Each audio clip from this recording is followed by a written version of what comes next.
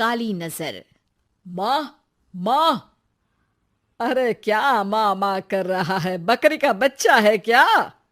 अरे माँ, मजाक छोड़ो। मुझे फाइनली वो मेन चौराहे वाली दुकान मिल गई है। अब देखना, आपका बेटा दुगनी स्पीड से पैसा कमाएगा। उफ़, ये क्या? मेरी ऑनलाइन मेकअप क्लास चल रही है। इतनी जोर से क्यों बोल रहे हो आप दोनों? अरे मेरी धर्म पत्नी जी, मेकअप क्लास बाद में करना। वो चौराहे वाली दुकान मिल गई है हमको। अरे वाह! रुको, मैं अपनी माँ को फोन लगाकर बता देती हूँ।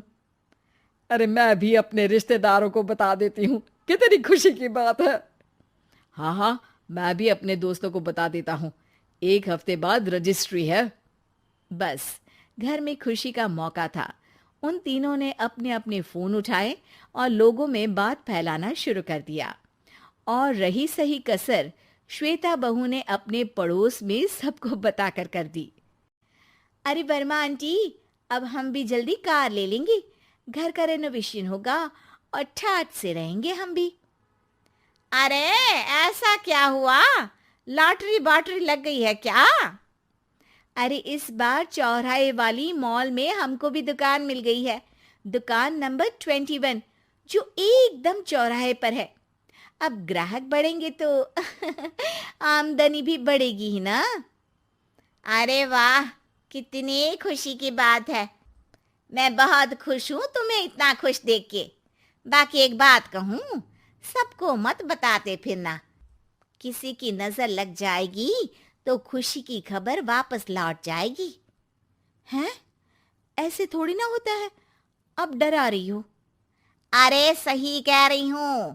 काली नजर कहते हैं इस चीज को, जब आप किसी को कुछ बताओ और वो काम बिगड़ जाए। अरे लेकिन मैं तो।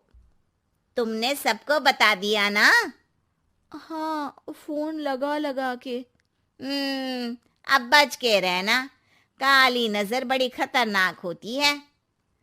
श्वेता इतनी खुश रहती है कि वो वर्मा आंटी की बात पर ध्यान ही नहीं देती, जबकि पड़ोस में और भी लोगों से खुशी की खबर शेयर करती रहती है। अगले दिन राजेश बहुत दुखी होकर घर आता है। अरे बेटा, क्या हुआ? मुंह क्यों सूजा हुआ है? मधुमक्खी ने काट लिया क्या? माँ, वो दुकान किसी और के पास चली गई। किसी ने ज्यादा भाव लगा दिया। अरे पर बात तो आपसे हुई थी ना उस दुकान वाले की। हाँ, आज मैं टोकन अमाउंट देने गया था, तब मुझे पता चला। कोई आकर सुबह मुझसे पहले ही ज्यादा अमाउंट दे गया। काली नजर। क्या? क्या कहा? वर्मा आंटी ने समझाया था कि किसी को बताना मत, वरना काली नजर लग जाएगी। अच्छा, तुम्हें उनकी बात मान लेनी चाहिए थी। उनकी बात मान लेती, लेकिन उसके पहले ही सबको बता चुके थे ना हम तीनों। अरे अगली बार से ध्यान रखेंगे। कोई भी नई चीज होगी तो किसी को नहीं बताएंगे। तीनों कुछ दिन ऐसे ही रहते हैं, पर एक दिन श्वेता को एक मेल आता है।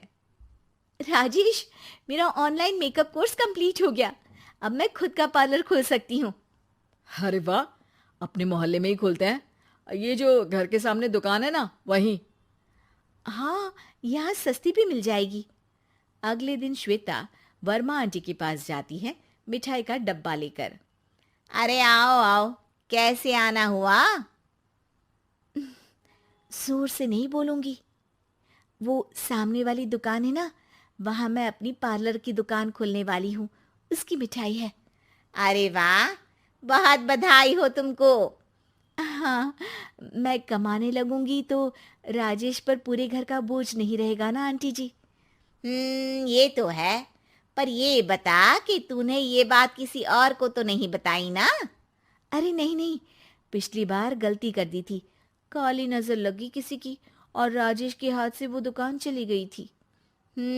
सबको मत बताना। चलो मैं चलती हूँ, कल दुकान की बात करने भी तो जाना है। अगले दिन श्वेता दुकान के लिए मालिक से बात करने जाती है। अरे लेकिन दुकान तो हम कल रात को ही किसी को दे चुके हैं। कल ही? हाँ, कल ही। 2 दिन बाद कोई यहाँ पार्लर भी खोल लेगा।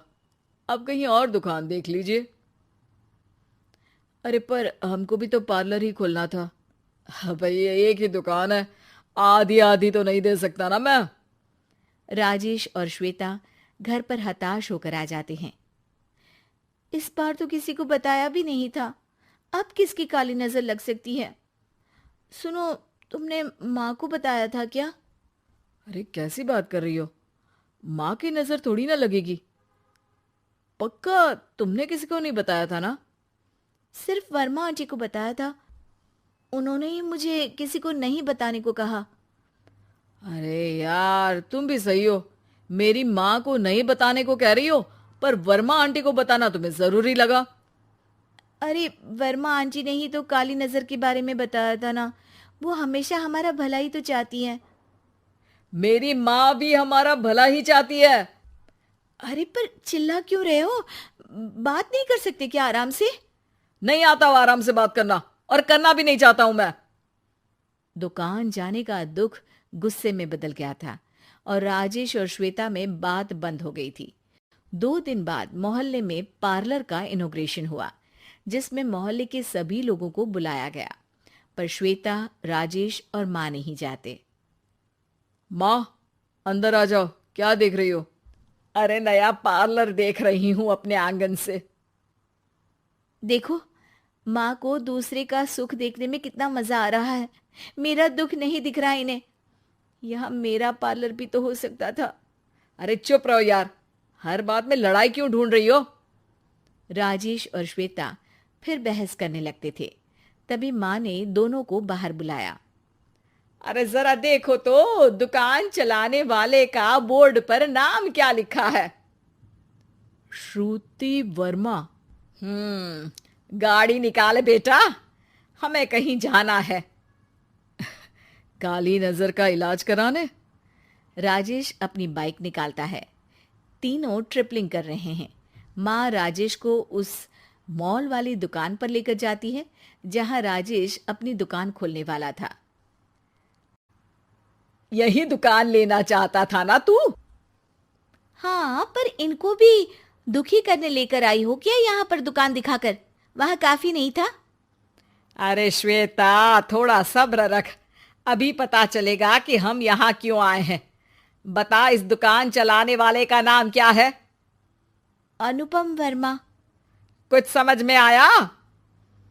वो दुकान वाली श्रुति वर्मा, ये दुकान वाला अनुपम वर्मा, और हमारे पड़ोस में हमने उस दुकानों के बारे में बताया किसको था? अब वर्मा आंटी को।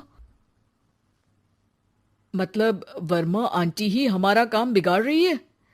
नहीं नहीं, ऐसा नहीं हो सकता, ये बस इत्तेफाक है।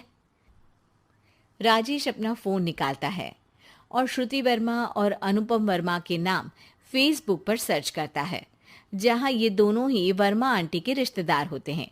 श्वेता को समझ में आ जाता है कि वर्मा आंटी की ही नजर काली नजर है। अब क्या करना है?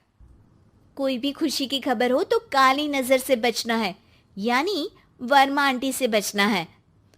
अरे पर मुझे ये समझ में नहीं आया कि वो हमारे साथ ऐसा क्यों करेंगी।